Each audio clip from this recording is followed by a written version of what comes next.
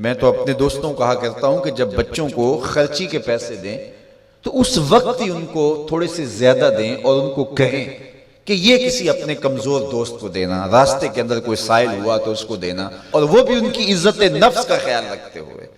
یہ جو نمائش کا جذبہ پیدا ہو گیا اور یہ جو سیلفی کا زمانہ آیا، اور اس نے تو رہی صحیح کسر ہی نکال دی۔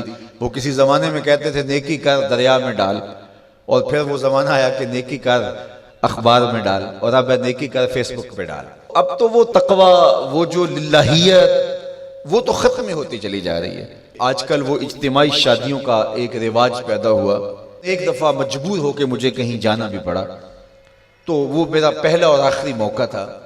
تو میں نے وہاں کہا کہ آپ نے مجھے جس مقصد کے لیے بلایا ہے، میں اچھائی کے کاموں کی تحسین کرتا ہوں، لیکن یہ منظر آپ کا مجھے اچھا اس لیے نہیں لگا کہ زندگی میں 3 مرحلے ہر شخص پہ آتے ہیں جب وہ مہمان خصوصی ہوتا ہے۔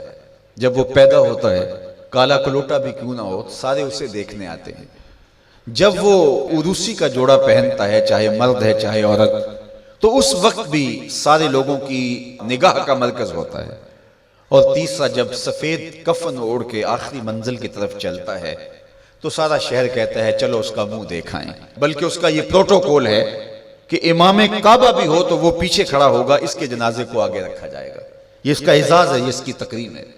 وقت کا غوث بھی ہو تو وہ بھی پیچھے کھڑا ہوگا، اس کا جنازہ آگے رکھا جائے گا، یہ اس کا اعزاز ہے۔ تو میں نے کہا یہ 3 موقع ہوتے ہیں کسی کمزور سے کمزور، غریب سے غریب، عاجز سے عاجز شخص کے لیے بھی عزت کے، اور آج آپ نے ان سے یہ موقع بھی چھین لیا کہ اسٹیج کے اوپر مخیر حضرات بیٹھے ہیں، اور ایک قطار میں بیٹیاں بیٹھی اور ایک قطار میں جو ہے وہ دلہے بیٹھے ہیں، اور ان سب کے رشتہ دار سامنے باراتی 20-20 40-40 لوگ آئے ہوئے ہیں۔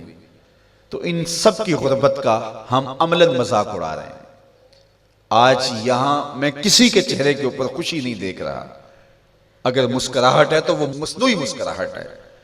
کاش کہ ان کے ماں باپ کے گھروں میں جا کر کے تنہائی کے اندر ان کی مدد کرتے، اور یہ بیٹیاں اپنے گھر سے نکلتی اور ماجرا ہوتا۔ اب ان کی غربت کا گواہ آپ نے کتنے لوگوں کو بنایا، اور صرف اپنے اشتہار کے لیے۔ تو یہ مزاج پیدا کریں، عزت نفس نہ کسی کی مجروح ہونے دے۔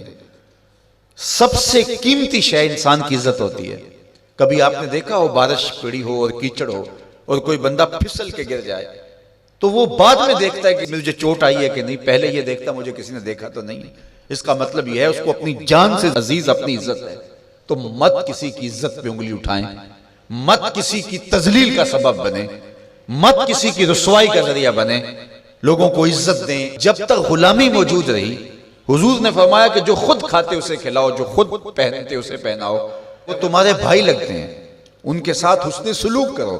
جبکہ وہ آقا کا جوتا بغیر اذن کے چھو لیتے تھے تو آقا اس پہ بھی کوڑے مارتا تھا، لیکن میرے حضور علیہ السلام معراج سے واپس پلٹتے اور کہا بلال تو کون سا نیک عمل کرتا ہے، میں نے جنت میں تیرے قدموں کی آہٹ سنی ہے۔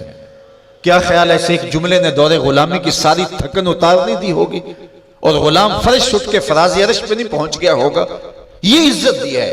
علامہ اقبال علیہ رحمہ نے وہ جو ابو جہل کا کعبے کے پردے کو پکڑ کے زاروں کے تار رونا ہے اور حضور کے خلاف رب سے شکایت کرنا ہے، وہ لکھا ہے۔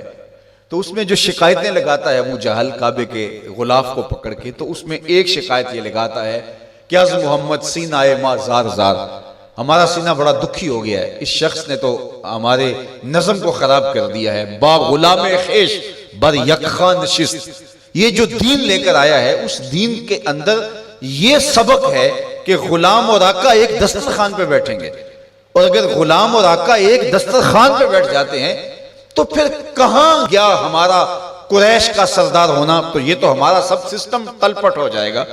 لیکن میرے حضور یہ دین لے کر آئے تھے، انسان کی بنیادی عزت کو بحال کرنا تھا، اور حجۃ الوداع کے موقع پر حضور نے پاؤں تلے جس طرح کسی چیز کو روندا جاتا ہے اس طرح کچلتے ہوئے فرمایا آج کے بعد میں تفاخر ختم کرتا ہوں، کسی عربی کو اجمی پر، کسی اجمی کو عربی پر کوئی فخر نہیں ہوگا، کوئی فضیلت نہیں ہوگی، نہ کالے کو گورے پر اور نہ گورے کو کالے پر۔ فضیلت کا معیار کیا ہے؟ ان اکرمکم عند اللہ اتقاکم، جو متقی ہوگا اللہ کے نزدیک وہی عزت والا ہوگا۔